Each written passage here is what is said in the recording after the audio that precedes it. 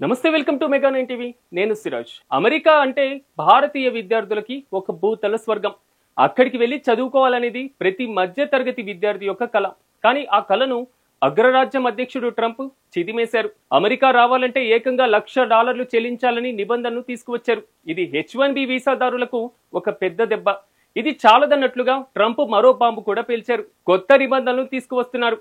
ఇప్పటికే అమెరికా అంటే విద్యార్థులు వణికిపోతున్నారు. ఈ క్రమంలో ట్రంప్ ప్రకటన వారిని మరింత కలవరపెడుతుంది. అసలు H1B వీసా ఎందుకు? దీనికి ఉన్నటువంటి పవర్ ఏంటి? విద్యార్థులకు ఎక్కువగా H1B వీసాకే ఎందుకు ప్రాధాన్యత ఇస్తారు? అసలు ట్రంప్ విధించబోయే కొత్త నిబంధన ఏంటి అనేది ఈ స్టోరీలో తెలుసుకుందాం.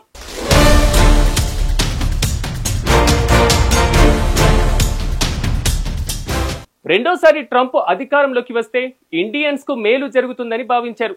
కానీ ఇక్కడ దానికి సీన్ రివర్స్ అవుతుంది. ట్రంప్ గెలుపులో యుఎస్ లోని భారతీయులదే కీలక పాత్ర. అలాంటి వారినే ట్రంప్ తన చర్యలతో ఇబ్బందులు పెడుతున్నారు. ట్రంప్ గెలిస్తే గ్రీన్ కార్డు వస్తుందని కొందరు, తమ కుటుంబంలో వారిని ఈజీగా అమెరికాకు తీసుకువెళ్లొచ్చని మరికొందరు అనుకున్నారు. అలాగే ఆయన్ని కూడా గెలిపించారు. కానీ ట్రంప్ మాత్రం ఇండియన్స్ కు అతి ముఖ్యమైన ఇమ్మిగ్రేషన్ విషయంలో కఠిన వైఖరిని అవలంబిస్తున్నారు. ఇందులో భాగంగానే ఇటీవలే H1B వీసాకి సంబంధించినటువంటి ఫీజును $1,00,000 పెంచుతూ నిర్ణయం కూడా తీసుకున్నారు. ఇది జరిగి కనీసం నెల రోజులు అవ్వకముందే H1B వీసాల పైన మరిన్ని షరతులు విధించేటువంటి యోచనలో ట్రంప్ ఉన్నారని వైట్ హౌస్ వర్గాలు చెబుతున్నాయి. అయితే వీసా అనుమతిని యజమానులు ఎలా ఉపయోగిస్తారు, ఎవరు దీనికి అర్హులనే దానిపైన షరతులు విధించేందుకు సిద్ధమవుతున్నారు. H1B వీసాలో మార్పులకు సంబంధించి ఈ మేరకు హోంల్యాండ్ సెక్యూరిటీ విభాగం ప్రతిపాదనలు కూడా చేసింది. దీనికి H1B వీసా నాన్ ఇమ్మిగ్రేట్ వర్గీకరణ ప్రోగ్రామ్ సంస్కరణలని కూడా పేరు పెట్టారు. ఈ పేరుతో ఫెడరల్ రిజర్వ్ అధికారికంగా జాబితా చేసి ఈ ప్రతిపాదనలో పలు సాంకేతిక అంశాలు కూడా ఉన్నాయి. వీటిలో ముఖ్యంగా క్యాప్ పరిమితులకు సంబంధించి అర్హత ప్రమాణాలను సవరించడం, వీసా ప్రోగ్రామ్ నిబంధనలను ఉల్లంఘించిన యాజమాన్యాలపైన కఠినంగా వ్యవహరించడం, థర్డ్ పార్టీ నియామకాలపైన పర్యవేక్షణను పెంచడం వంటి నిబంధనలు కూడా ఉన్నాయి. అయితే హోంల్యాండ్ సెక్యూరిటీ విభాగం వార్షిక వీసా పరిమితి నుంచి మినహాయింపునకు అర్హులైన యజమానులకు, అదేవిధంగా ఉద్యోగాల పరిమితిని తగ్గించాలనే యోచనలో కూడా ఉందా లేదా అన్నది ఇంకా స్పష్టంగా తెలియాల్సి ఉంది. అయితే ట్రంప్ యంత్రాంగం ఇందులో మార్పులు చేస్తే ప్రస్తుత మినహాయింపుల వల్ల ప్రయోజనం పొందుతున్న లాభాపేక్ష లేని పరిశోధనా సంస్థలు, విశ్వవిద్యాలయాలు, ఆరోగ్య సంరక్షణ సంస్థలు ప్రభావితమయ్యేటువంటి అవకాశం ఉందని న్యూస్ వీక్ నివేదించింది. ఈ మార్పులు H1B visa non immigrant programme ను మరింత బలోపేతం చేయడమే కాకుండా అమెరికా కార్మికుల వేతనాలు, ఉద్యోగాలను మెరుగ్గా రక్షించేందుకు ఉద్దేశించినవని ప్రతిపాదనలో పేర్కొంది. దీంతో అమెరికాలో ఉద్యోగం చేయాలని ఆశించి వేలాది మంది భారతీయ విద్యార్థులు యువత నైపుణ్యాలపైన ప్రభావం చూపుతాయని అంచనా.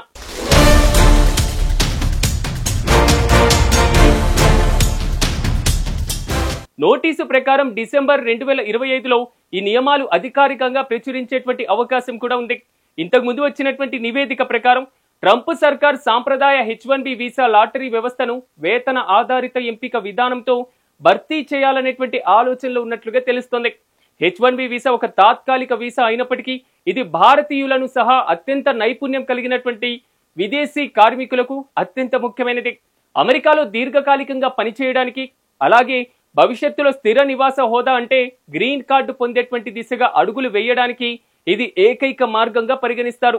1990 వలస చట్టం ద్వారా అమల్లోకి వచ్చిన H1B వీసా విధానం ఉద్దేశం అమెరికా కంపెనీలు సాంకేతిక నైపుణ్యాలు కలిగినటువంటి విదేశీయులను నియమించుకోవడానికి అవకాశం కల్పించడం.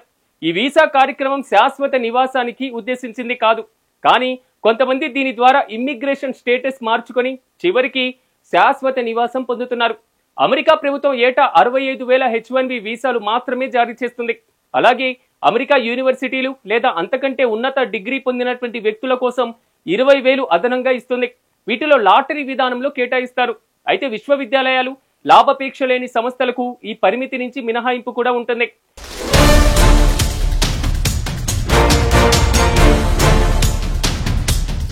ప్యూ రీసెర్చ్ సెంటర్ నివేదిక ప్రకారం 2023లో ఆమోదించిన మొత్తం దరఖాస్తులో 3వ వంతు ఇండియా నుంచి వచ్చినవే. ఇక 2012 నుంచి ఇప్పటి వరకు ఆమోదించిన H1B వీసాలలో కనీసం 60% కంప్యూటర్ సంబంధిత ఉద్యోగాల కోసం మంజూరు అయినవేనని ప్యూ రీసెర్చ్ సెంటర్ తెలిపింది. అయితే హాస్పిటల్స్, బ్యాంకులు, విశ్వవిద్యాలయాలు, విభిన్న రంగాల యాజమాన్యాలు కూడా H1B వీసాల కోసం దరఖాస్తు చేస్తున్నాయి. అధ్యయనం ప్రకారం H1B వీసా కలిగినటువంటి విదేశీ నిపుణులు సాధారణంగా అమెరికన్ల వేతనాలకు సమానంగా లేదా అంతకంటే ఎక్కువ వేతనం పొందుతూ ఉంటారు. ఇది అమెరికా చట్టం ప్రకారం తప్పనిసరి. ఎందుకంటే యాజమాన్యాలు ప్రభుత్వ ఫీజుతో పాటుగా అంటే సాధారణంగా $6,000 కంటే ఎక్కువగా ఉంటుంది. అదే అర్హత, అనుభవం కలిగినటువంటి అమెరికా నిపుణులకు చెల్లించే ప్రస్తుత లేదా అధిక వేతనం ఏదుంటే దానినే చెల్లించాల్సి ఉంటుంది.